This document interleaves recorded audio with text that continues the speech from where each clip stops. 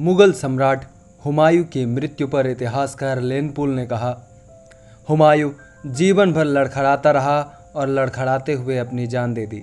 पर क्या आप जानते हैं कि इतिहासकार लेनपुल ने हुमायूं के बारे में ऐसा क्यों कहा? चलिए जानते हैं। हुमायूं अपने पिता बाबर की मृत्यु के पश्चात 1530 में दिल्ली की गद्दी पर बैठा। इसका शासनकाल 2 अलग अलग समय तक रहा। इसका प्रथम शासनकाल 1530 से 1540 तक रहा तथा दूसरा 1555 से 1556 तक रहा।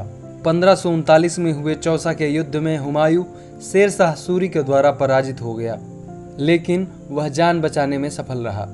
साल भर बाद 1540 में हुए बिलग्राम या कन्नौज के युद्ध में शेर शाह सूरी ने दूसरी बार हुमायूं को शिकस्त दी।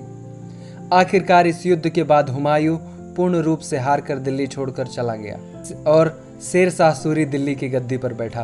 बाद में हुमायूं 1555 में फिर से एक बार दिल्ली के सिंहासन पर बैठा, किंतु वह बहुत अधिक दिनों तक जीवित नहीं रहा। हुमायूं जब दिल्ली स्थित दीन पनाह भवन की पुस्तकालयों की सीढ़ियों से उतर रहा था तो वह सीढ़ियों से गिर गया और जनवरी 1556 में हुमायूं की मृत्यु हो गई।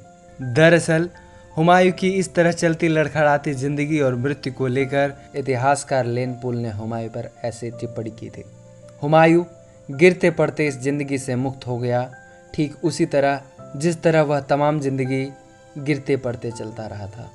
हुमायूं का मकबरा दिल्ली में स्थित है, जिसका निर्माण बिग्गा बेगम ने करवाया था।